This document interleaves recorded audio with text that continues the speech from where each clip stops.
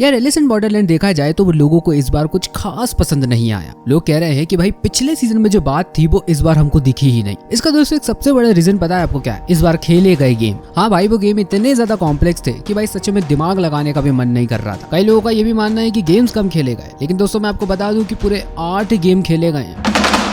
चलो इन सारे गेम्स को एक एक कर एक्सप्लोर करते हैं। गेम नंबर 1 आता है दी ओल्ड मेड। ये गेम देखने पे तो नॉर्मल सा ही लगता है, लेकिन एक्चुअल में ये बंदा का ऑडिशन था ताकि वो ये डिसाइड कर सके कि कौन सा इंसान आरिसू को बॉर्डरलैंड में वापस लाने के लिए परफेक्ट कैंडिडेट हो सकता है। गेम के रूल भाई एकदम सिंपल है। एक टेबल पर सबको बैठना है और हर किसी को एक रैंडम डेक मिलता है। टर्न आने पर या तो उन कार्ड में से एक कार्ड को उठाता है या फिर किसी और प्लेयर से, और पेयर्स बनाने पर उसको डिस्कार्ड करना होता है। लेकिन भाई इस गेम में एक बहुत बड़ा ट्विस्ट होता है जो कि इस गेम को इंटरेस्टिंग भी बनाता है। अगर कोई प्लेयर गेम के बीच में से उठता है या गलती से जोकर कार्ड निकाल लेता है तो उसको चेयर से शॉक लगेगा और वहीं पर भाई वो मर जाता है। मतलब एस्केप करने का कोई भी चांस नहीं है। इस गेम को रियोजी जीत लेता है और सीजन 3 का मेन ह्यूमन विलन एस्टेब्लिश होता है, और ये जीत उसको एक डेंजरस अपॉर्चुनिटी देती है कि डायरेक्टली बॉर्डरलैंड वो विजिट कर सके, जो कि उसका इतने टाइम से सपना था। नेक्स्ट गेम आता है सीक्रेट फॉर्च्यून। अब जैसे दोस्तों आरिसू दूसरी बार बॉर्डरलैंड में एंट्री लेता है, उसको फिर से डाल दिया जाता है एक बहुत ही खतरनाक गेम में जिसका नाम होता है सीक्रेट फॉर्च्यून। पहली नजर में रूल्स एकदम सिंपल लगते हैं। हर एक प्लेयर्स को एक फॉर्च्यून स्लिप मिलती है, उसमें क्वेश्चन लिखा होता है, उसको सॉल्व करना होता है, और जो भी व्यक्ति सही आंसर दे देता है वो बच जाता है, और अगर गलत हो जाता है तो भाई सीधा फकिंग मौत। गेम की शुरुआत दोस्तों एकदम नॉर्मल लगती है। पहले प्लेयर्स को स्लिप मिलती है जिसमें कुछ नहीं होता, लेकिन जब दूसरा प्लेयर अगली पर्ची को निकालता है तो एक मैथ प्रॉब्लम आता है जो भाई बिल्कुल सिंपल होता है। और बस सिंपल सा प्रॉब्लम इतने सारे लोग मिलकर भी सॉल्व नहीं कर पाते। सिर्फ सही आंसर और गलत आंसर में सिर्फ 3 पॉइंट का डिफरेंस होता है। बस यहीं से भाई असल गेम चालू होता है। जितने भी पॉइंट्स का डिफरेंस रहेगा उतने ही तीर आसमान से आके इनके ऊपर बरसेंगे। 3 तीर जब आसमान से आते हैं तो उनको कुछ नहीं पता होता और 2 प्लेयर्स की मौत हो जाती है।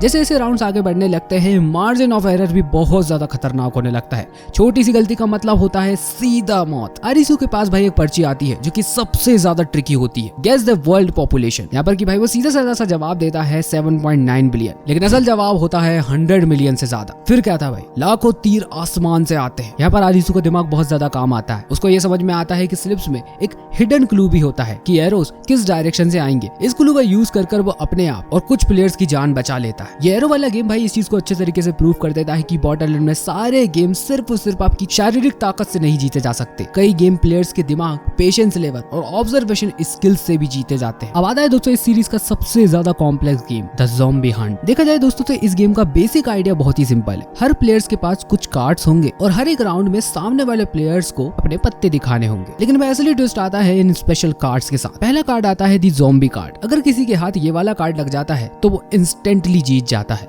और उसका अपोनेंट इन्फेक्टेड ज़ॉम्बी में तब्दील हो जाता है। मतलब है हारने वाले के पास भी ज़ॉम्बी कार्ड आ जाता है जो वो अगले राउंड में यूज कर सकता है। हाँ भाई, लोगों को इन्फेक्ट कर सकता है। दूसरा कार्ड आता है शॉटगन कार्ड। ये कार्ड दोस्तों सिर्फ एक काम करता है, ज़ॉम्बी कार्ड को सीधा काउंटर करके उस प्लेयर को खत्म कर देता है। मतलब मान के चलो कोई प्लेयर अगर किसी प्लेयर को ज़ॉम्बी कार्ड देता है और उसको थोड़ी देर बाद शॉटगन कार्ड दे देता है तो एलिस इन बॉर्डरलैंड का अमिताभ बच्चन खुद आकर बोलेगा भाई साहब आपका गेम यहीं पर खत्म होता है। अब एंट्री होती है भाई सबसे ज्यादा सेफ कार्ड की, जिसका नाम है दी वैक्सीन कार्ड। ये कार्ड ज़ॉम्बी को एक नॉर्मल ह्यूमन में वापस बदल देता है, लेकिन ध्यान रहे वैक्सीन कार्ड खुद पर यूज नहीं कर सकते, सिर्फ दूसरों पर। गेम के पूरे 20 राउंड होंगे और जिस भी टीम के लोग ज्यादा बच जाएंगे वो टीम जीत जाएगी, ह्यूमंस या फिर ज़ॉम्बीज। इस गेम में एक नया और एक इंपॉर्टेंट कैरेक्टर इंट्रोड्यूस होता है, रे। अपने आप को बचाने के लिए वो आरिसू और उसकी टीम के पास आती है और एक स्ट्रेटेजी बताती है, ज्यादा से ज्यादा ज़ॉम्बीज को आइसोलेट करो। उसका मन था कि ह्यूमंस एंड में नंबर्स में जीत जाएंगे, लेकिन आपको भी पता है कि भाई बॉर्डरलैंड कभी भी सीधा नहीं होता। धीरे धीरे बहुत बवाल मच जाता है, टीम एक दूसरे पर पलटने लगती। अगर आरिसू गेम में नहीं होता तो भाई बहुत कम लोग ही जिंदा बच पाते। इसके बाद भाई एंट्री होती है हमारे इस पूरी सीरीज के सबसे ज्यादा क्लॉस्ट्रोफोबिक गेम की, रनवे ट्रेन।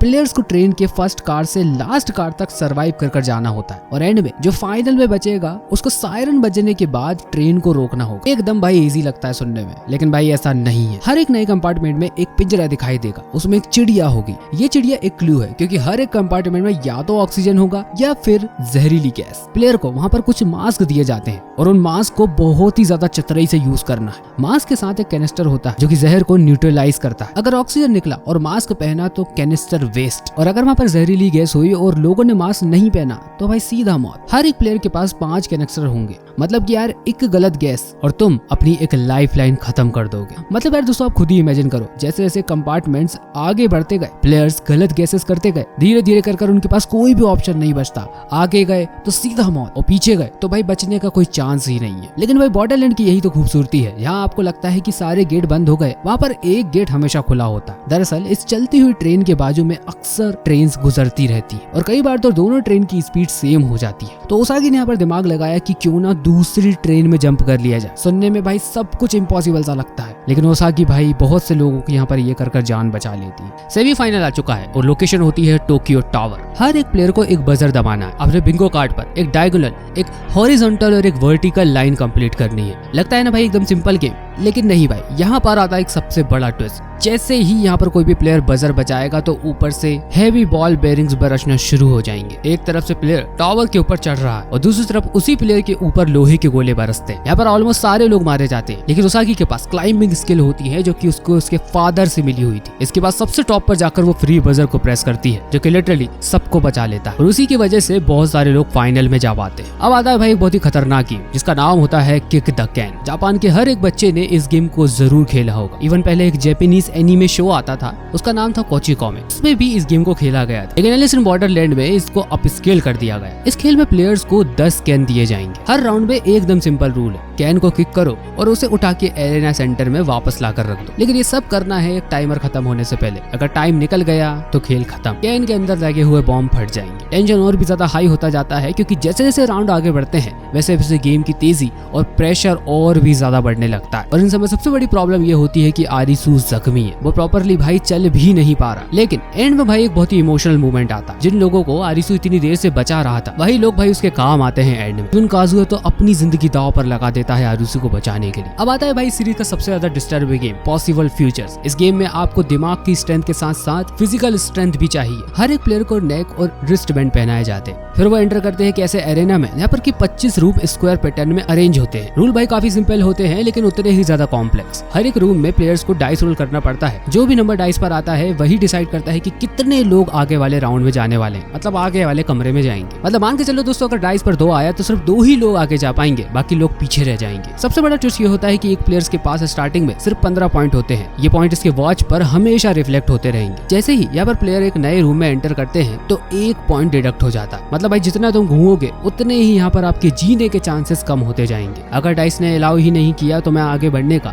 तो ऑटोमेटिक वहाँ पर रूम लॉक हो जाता है। और अगर उस लॉकडाउन को हटाना है तो दूसरे 2 प्लेयर्स अपनी जान रिस्क पे डालकर उस प्लेयर की हेल्प करेंगे। बस किन्हीं 2 प्लेयर्स को आजू बाजू वाले रूम में जाना होगा। इस गेम की भाई एक खूबसूरती और होती है, हर एक दीवार पर हर एक कैंडिडेट का फ्यूचर दिखाई देता है। तो ये गेम भाई कई बार ट्रिक भी करता है। जैसे कि भाई किसी दीवार पर बहुत अच्छा फीचर किसी को दिखता है तो भाई वो लालच में उस तरफ चला जाता है। लेकिन भाई इस गेम का सबसे ज्यादा इंपॉर्टेंट पॉइंट हमको अब जाके समझ में आता है। एक्चुअली जब प्लेयर एक रूम से दूसरे रूम में मूव करेगा तो जरूरी नहीं कि उसका एक ही पॉइंट कटे। कई बार 4 पॉइंट भी कट सकते हैं, 5 भी कट सकते हैं, 6 भी कट सकते हैं। और इन्हीं सब चीजों को चलते हुए बहुत सारे लोगों की जान भी चली जाती है। मतलब अगर प्लेयर एक रूम से दूसरे रूम में जा रहा है तो सिर्फ इसके फ्यूचर को देख के ही उसको आगे नहीं बढ़ना है। इस चीज को भी ध्यान में रखना है कि हो सकता है कि दूसरे रूम में 1 से ज्यादा पॉइंट भी कट जाए। इन प्लेयर्स को कैसे भी कर इन रूम्स के कोने में पहुंचना है, किसी एक जगह पर इनको एग्जिट जरूर मिलेगा। फिर आता है भाई इस सीरीज का आखिरी गेम, जोकर कार्ड चॉइस। एक अकेला गेम बॉर्डरलैंड की पूरी साइकोलॉजी को डिफाइन करता है। इसको मिलता है वॉचमैन ऑफ बॉर्डरलैंड,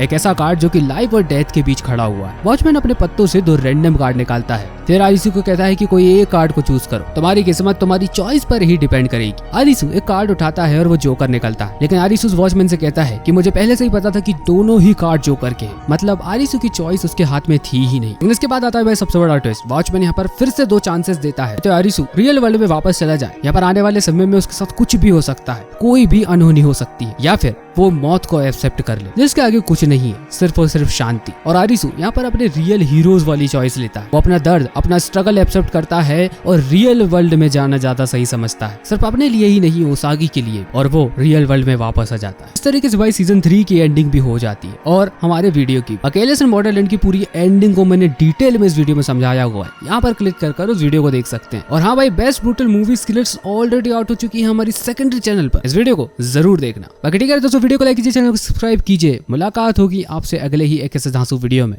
तब तक के लिए बाय।